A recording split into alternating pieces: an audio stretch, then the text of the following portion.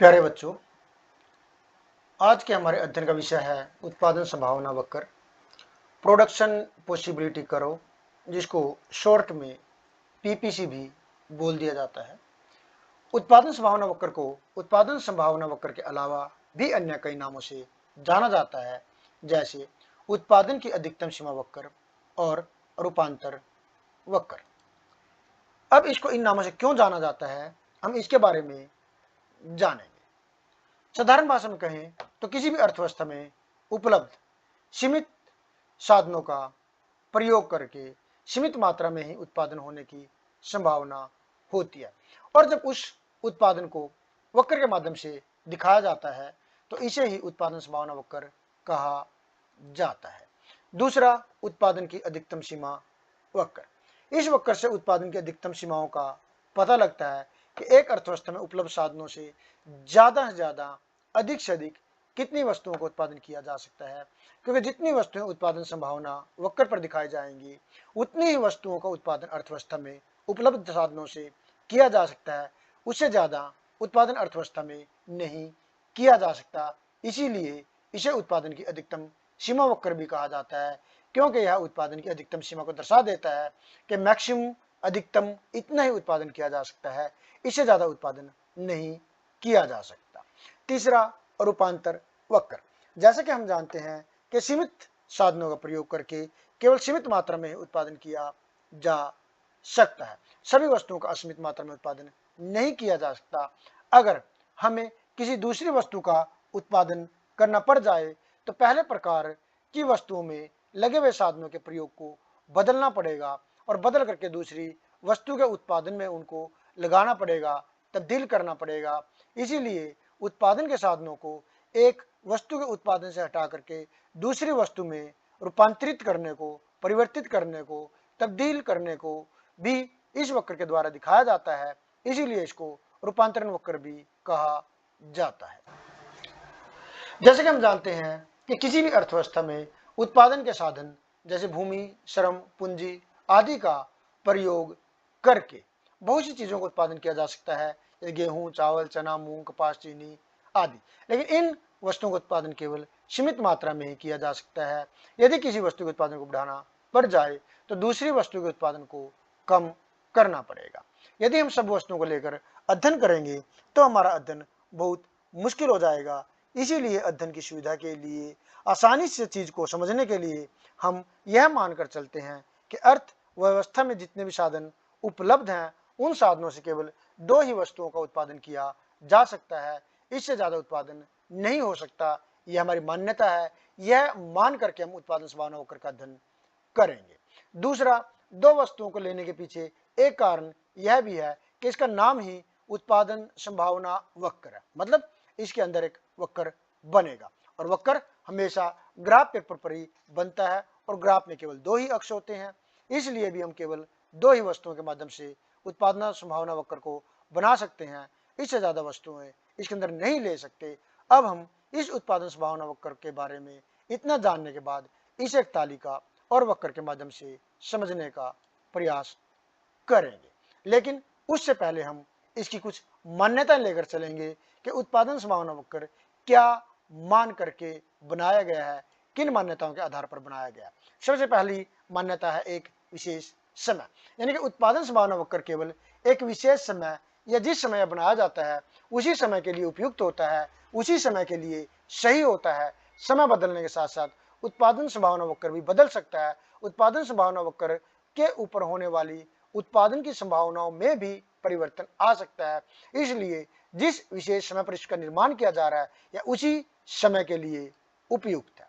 दूसरा, दो वस्तुएं। जैसे कि हम पहले भी कह चुके हैं कि वैसे तो अर्थव्यवस्था में अनेक वस्तुओं का उत्पादन होता है, लेकिन उत्पादन संभावना वक्र के अध्ययन को सरल बनाने के लिए हम केवल अर्थव्यवस्था में दो ही वस्तुओं का उत्पादन होता है यह मानकर चलेंगे। तीसरा, उत्पादन के स्तर साधन, यानी कि अर्थव्यवस्था में उत्पादन के जितने भी साधन है वो सारे के सारे स्तर हैं। इनको ना तो घटाया जा सकता है, ना बढ़ाया जा सकता है, न इनके गुणों में परिवर्तन हो सकता है और ना ही इनकी कार्यकुशलता में वृद्धि हो सकती है। और चौथा है स्तर तकनीक। उत्पादन की तकनीक भी स्तर है, इसमें भी किसी प्रकार का कोई परिवर्तन नहीं होता है।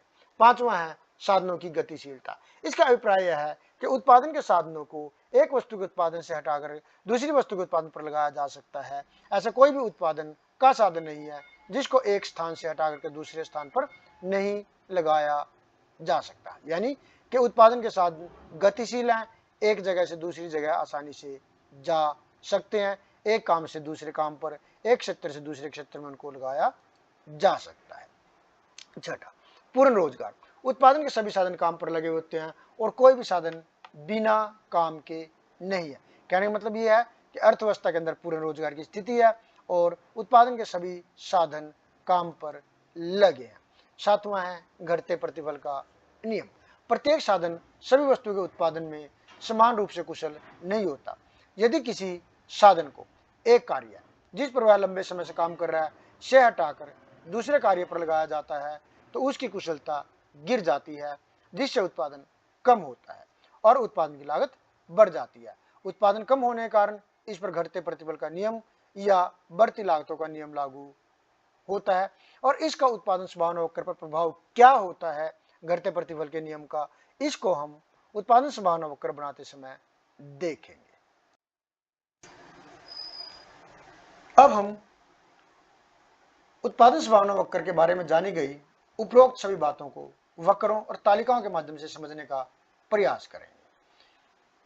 इसे हम एक उदाहरण द्वारा समझ सकते हैं कि देश में उपलब्ध साधनों का प्रयोग करके केवल गेहूं और चने का उत्पादन हो सकता है। यदि हम सभी साधनों का प्रयोग करके गेहूं का उत्पादन करते हैं तो हम 10 लाख टन गेहूं का उत्पादन कर सकते हैं, लेकिन इस स्थिति में चने का उत्पादन नहीं होगा।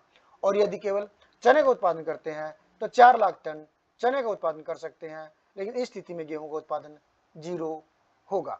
हम इसको ऐसे मान सकते हैं कि मान लो हमारे पास भूमि का एक टुकड़ा है और उस सारे के सारे टुकड़े पर हम गेहूं का उत्पादन कर रहे हैं तो हम चने का उत्पादन नहीं कर पाएंगे। और अगर सारे के सारे में चने का उत्पादन करते हैं तो हम गेहूं का उत्पादन नहीं कर पाएंगे। इसके अलावा भी अन्य कुछ संभावनाएं हैं जिसमें हम एक वस्तु के उत्पादन को बढ़ा करके दूसरी वस्तु के उत्पादन को कर सकते हैं या एक वस्तु के उत्पादन को कम करके दूसरी वस्तु के उत्पादन को बढ़ा सकते हैं। जैसे अगर हम चने का भी उत्पादन करना चाहें तो निश्चित रूप से गेहूं का उत्पादन हमें कम करना पड़ेगा। यदि चने का उत्पादन 1 लाख टन करते हैं तो गेहूं का उत्पादन कम होकर के 9 लाख टन रह जाएगा।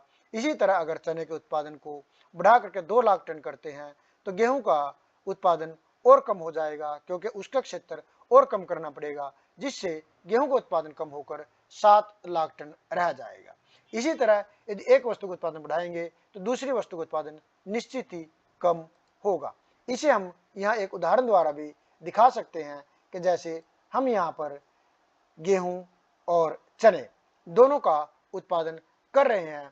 पिछली स्लाइड में हमने देखा कि हम सारे खेत में या तो गेहूं का उत्पादन कर रहे थे या चने का उत्पादन कर रहे थे, लेकिन यहाँ हम देख रहे हैं कि अगर हमें चने का उत्पादन करना है तो हमें गेहूं के उत्पादन को कम करना पड़ेगा। और यदि हमें चने का उत्पादन और ज़्यादा बढ़ाना है तो गेहूं के उत्पादन को और कम करना पड़ेगा, गेहूं के उत्पादन के क्षेत्र को और कम करना पड़ेगा। तो इस तरह से एक ही जमीन में हम दोनों चीज़ों का ज़्यादा उत्पादन नहीं कर सकते। एक चीज़ के उत्पादन को बढ़ाने के लिए निश्चित ही दूसरी वस्तु के उत्पादन को कम करना पड़ेगा।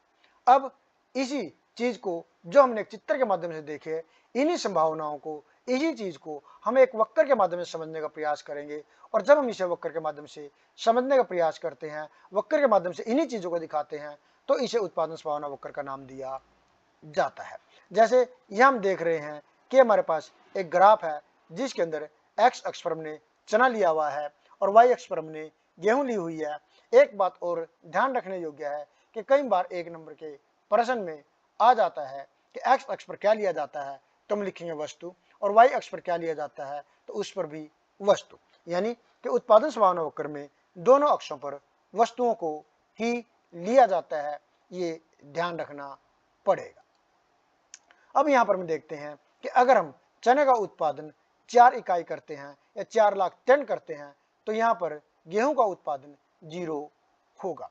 और यदि हम गेहूं का उत्पादन 10 लाख टन करते हैं तो चने का उत्पादन 0 होगा। ये दो संयोग हमने यहाँ पर देख लिए हैं कि अगर एक चीज का उत्पादन करते हैं तो दूसरी का जीरो होगा, और अगर पूरे ही संसाधनों का प्रयोग करके हम दूसरी चीज का उत्पादन करते हैं तो पहली का उत्पादन जीरो होगा।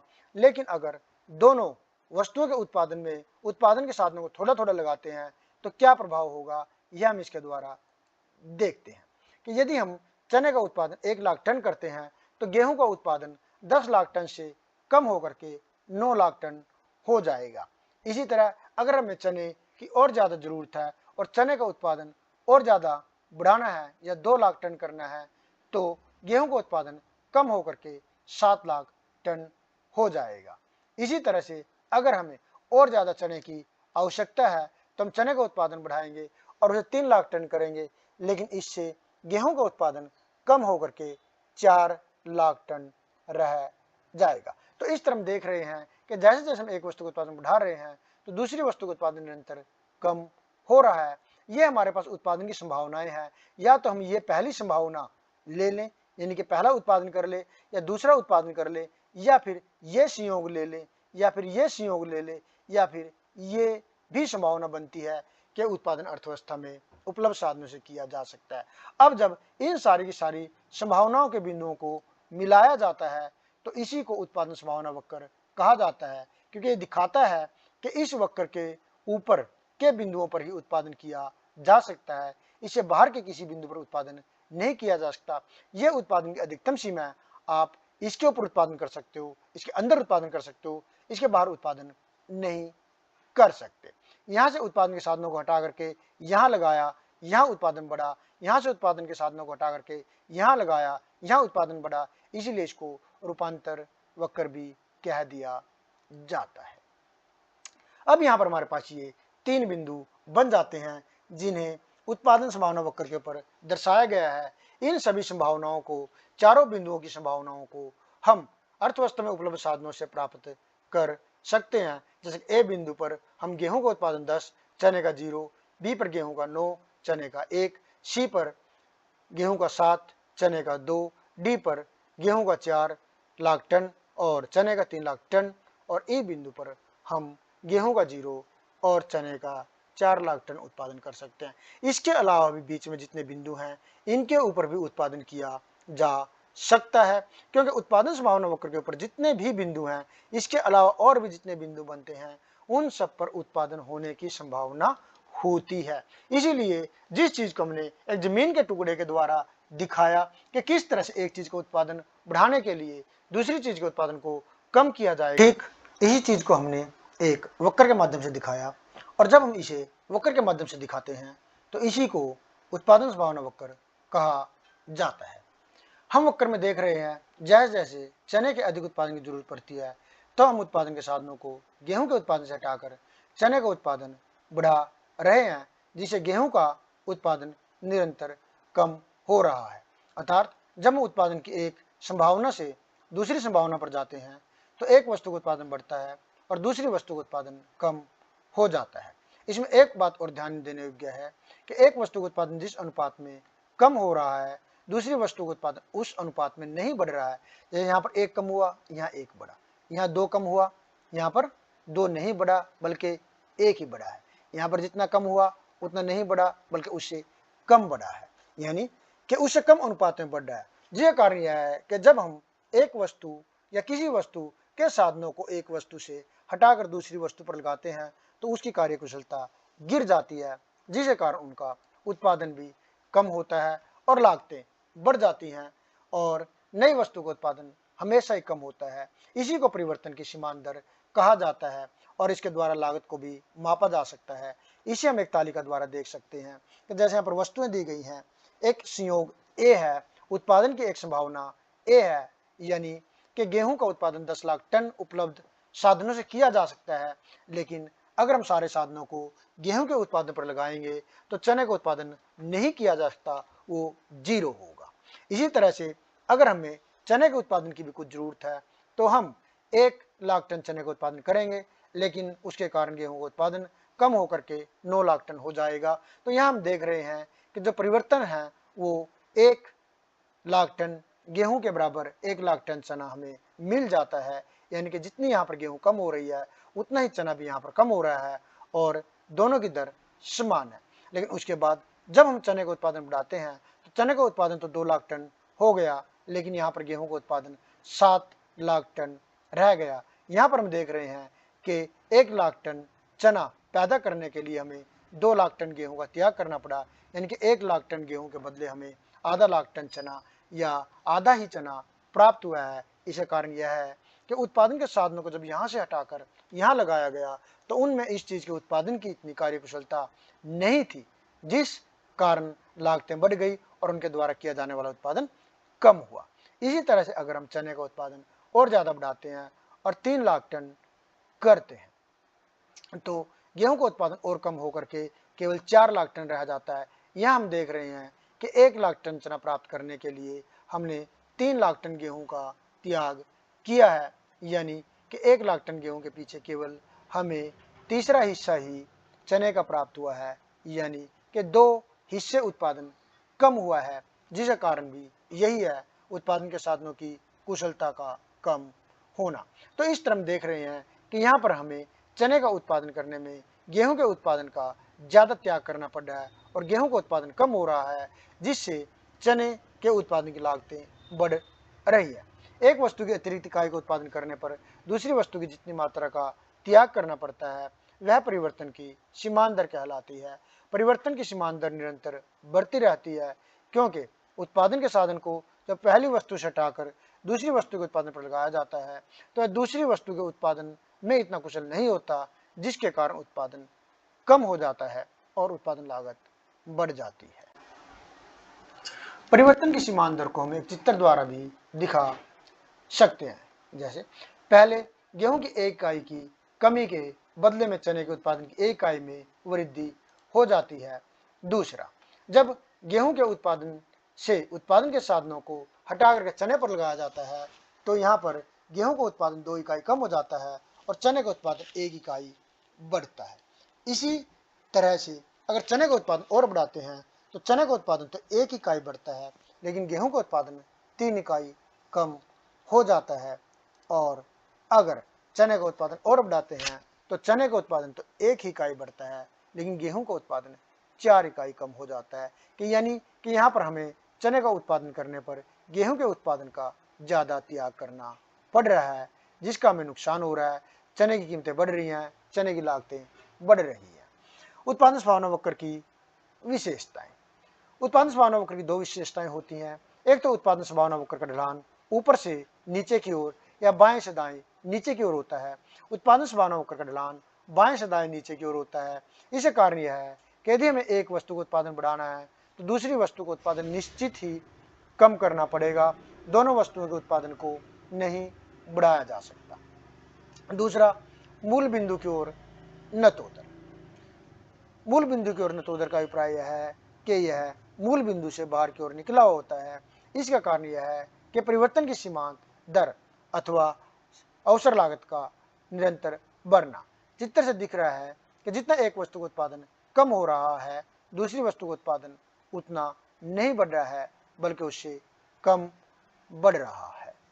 उत्पादन संभावना वक्र के द्वारा केंद्रीय समस्याओं का समाधान। जैसे कि हम अर्थव्यवस्था की केंद्रीय समस्याओं में पढ़ चुके हैं कि अर्थव्यवस्था की कुछ केंद्रीय समस्याएं होती हैं, जैसे किन वस्तुओं तथा सेवाओं का उत्पादन किया जाए तथा कितनी मात्रा में किया जाए, उत्पादन किस प्रकार किया जाए, उत्पादन किसके लिए किया जाए। अब उत्पादन संभावना वक्र के माध्यम से इनका समाधान कैसे करेंगे, इसको हम यहाँ पर देखेंगे।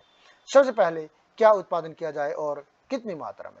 चित्र से पता चलता है कि यदि सारे संसाधन गेहूं के उत्पादन पर खर्च कर दिए जाएं तो गेहूं का उत्पादन 10 इकाई हो जाएगा, लेकिन चने का उत्पादन 0 होगा, जो ए बिंदु से स्पष्ट हो रहा है। इसी प्रकार यदि उत्पादन के सारे साधन चने पर लगा दिए जाएं तो चने का उत्पादन तो 4 इकाई हो जाएगा, लेकिन गेहूं का उत्पादन 0 होगा, जैसा कि ई बिंदु से स्पष्ट हो रहा है। इसी तरह डी बिंदु से स्पष्ट होता है कि गेहूं का उत्पादन 4 इकाई और चने का 3 इकाई होगा। इसी तरह से बी सी बिंदु भी यही दिखा रहा है कि अगर एक वस्तु का उत्पादन बढ़ाना है तो दूसरी वस्तु का उत्पादन निश्चित ही कम करना पड़ेगा। बिंदु ए और बिंदु ई पर हमें एक एक वस्तु के उत्पादन से वंचित होना पड़ रहा है, लेकिन बी सी और डी बिंदु ऐसे हैं जहां पर दोनों वस्तुओं का उत्पादन हो रहा है, और यहाँ पर सी और डी बिंदु ऐसे हैं जहां पर हमें उपयुक्त मात्रा में उत्पादन मिल रहा है, और डी बिंदु सबसे उपयुक्त कहा जा सकता है कि यहाँ पर दोनों वस्तुओं का उत्पादन हमें मिल रहा है और उत्पादन के साधनों का यहाँ पर कुशल प्रयोग हो रहा है, ऐसा कहा जा सकता है। तो इसलिए उत्पादन संभावना वक्र में यह बताता है कि कहाँ पर किस वस्तु का कितना उत्पादन किया जाना है। दूसरा, कैसे उत्पादन करना है। अर्थव्यवस्था की दूसरी केंद्रीय समस्या यह है कि कैसे उत्पादन किया जाए। इस समस्या का संबंध उत्पादन की विधि के चुनाव से है, यानी कि कौन सी विधि अपनाई जाए। दो तरह की विधियां एक अर्थव्यवस्था में अपनाई जाती हैं, जैसे श्रम प्रधान और पूंजी प्रधान। चित्र से ज्ञात होता है कि यदि अर्थव्यवस्था ऐसी तकनीक का प्रयोग करेगी जो उपलब्ध साधनों का तो पूर्ण प्रयोग करती है परंतु अकुशल है, तो उत्पादन ई बिंदु पर होगा। ई बिंदु पर उत्पादन का मतलब है कि गेहूं का उत्पादन इतना किया जा रहा है और चने का उत्पादन इतना किया जा रहा है, लेकिन यहाँ पर उत्पादन बढ़ाया जा सकता है क्योंकि उत्पादन की अधिकतम सीमा तो यहाँ पर है, उत्पादन संभावना वक्र पर है। तो इसका मतलब इतना उत्पादन अभी किया जा सकता है और हम इससे बहुत कम उत्पादन कर रहे हैं, यानी कि अगर हम यहाँ पर चने के उत्पादन को बढ़ाएं तो चने का इतना उत्पादन अतिरिक्त इन्हीं संसाधनों से लिया जा सकता है अगर हम कुशल तकनीक का प्रयोग करते हैं। यानी कि अगर ई बिंदु पर उत्पादन हो रहा है तो इसका मतलब अर्थव्यवस्था के अनुसार बेहतर तकनीक का प्रयोग नहीं किया जा रहा है। अगर हमें चने की ज़्यादा आवश्यकता नहीं है तो हम गेहूं के उत्पादन को भी बढ़ा सकते हैं। यहाँ पर हम गेहूं के उत्पादन में इतनी वृद्धि कर सकते हैं, यानी कि यहाँ पर हम गेहूं के उत्पादन से भी वंचित हैं और चने के उत्पादन से भी वंचित हैं। कुशल तकनीक का प्रयोग करके दोनों वस्तुओं में से किसी एक वस्तु का उत्पादन बढ़ाया जा सकता है। अगर हमें दोनों वस्तुओं में से किसी एक के उत्पादन की वृद्धि की जरूरत नहीं है तो हम यहाँ पर दोनों वस्तुओं का उत्पादन भी थोड़ा थोड़ा बढ़ा सकते हैं। तो यहाँ हम देख रहे हैं कि अगर हम किसी कुशल तकनीक का प्रयोग करते हैं तो हम ए बिंदु पर उत्पादन कर सकते हैं जो कि ई बिंदु से ज़्यादा होगा, सी बिंदु पर उत्पादन कर सकते हैं जो ई बिंदु से ज़्यादा होगा, बी बिंदु पर भी उत्पादन कर सकते हैं जो कि ई बिंदु से ज़्यादा होगा। तो इस तरह से बेहतर तकनीक का प्रयोग करके हम उत्पादन को बढ़ा सकते हैं जो ए, बी और सी पर होगा, लेकिन अगर हम कुशल तकनीक का प्रयोग नहीं कर रहे तो हमारा उत्पादन ई बिंदु पर होगा।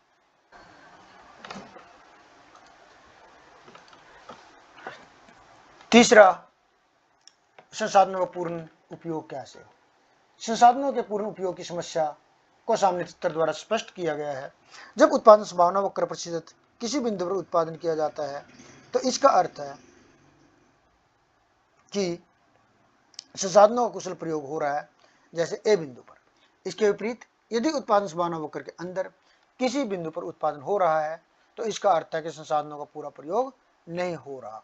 यहाँ पर संसाधनों का अल्प अथवा अकुशल प्रयोग हो रहा है, जैसा कि बिंदु ई और सी के द्वारा प्रकट हो रहा है कि यहाँ संसाधनों का अकुशल प्रयोग हो रहा है, ए पर कुशल प्रयोग हो रहा है। और उत्पादन संभावना वक्र के बाहर अगर किसी बिंदु पर उत्पादन होता है तो वहाँ पर हम उत्पादन को प्राप्त नहीं कर सकते। इसे अप्राप्य संयोग भी कहा जा सकता है, क्योंकि इस उत्पादन को प्राप्त करने के लिए या तो कोई तकनीक बेहतर करनी पड़ेगी या हमें उत्पादन के संसाधनों की कुशलता को बढ़ाना पड़ेगा या उत्पादन के साधनों का कोई नया प्रतिस्थापन जिसकी उत्पादन क्षमता ज़्यादा हो उसको ढूंढना पड़ेगा। चौथा है संसाधनों का विकास। संसाधनों का विकास तभी संभव है जब समाज उपलब्ध संसाधनों में वृद्धि कर सके या उत्पादन में वृद्धि कर सके। इसके फलस्वरूप उत्पादन संभावना वक्र दाईं ओर सरक जाएगा या ऊपर की ओर सरक जाएगा। दोनों वस्तु की तकनीक में अगर परिवर्तन आ जाता है या बेहतर तकनीक मिल जाती है तो भी उत्पादन संभावना वक्र ऊपर की ओर सरक जाएगा और ए बी से ऊपर उठकर सी डी हो जाएगा। यदि किसी कारण उत्पादन की तकनीक में गिरावट आती है, जैसे मशीनरी की टूट फूट या चलन से बाहर हो जाना, किसी प्राकृतिक साधन का समाप्त हो जाना, उपकरण व मशीन के पुर्जे का न मिलना आदि, अथवा साधनों की कुशलता में कमी आती है तो भी उत्पादन कम हो जाता है, जिससे उत्पादन संभावना वक्र नीचे की ओर बाईं ओर सरक जाता है। इस स्थिति में उत्पादन संभावना वक्र एडी से ए बी से सरक कर सी डी हो जाएगा। उत्पादन संभावना वक्र का घुमाव। यदि दोनों वस्तुओं की तकनीक में परिवर्तन आता है या साधनों की कुशलता बढ़ती है तो पूरा उत्पादन संभावना वक्र ऊपर की ओर खिसक जाएगा, जैसे कि हमने पिछली स्लाइड में देखा है। इसके विपरीत यदि किसी एक ही वस्तु की तकनीक का विकास होता है तो उसी वस्तु का उत्पादन बढ़ेगा और उस तरफ का उत्पादन संभावना वक्र ही ऊपर की ओर सरकेगा। जैसे कि चित्र में गेहूं की तकनीक के विकास से गेहूं का उत्पादन बढ़ जाने से उत्पादन संभावना वक्र केवल गेहूं की तरफ से ही बढ़कर ए से सी हुआ है।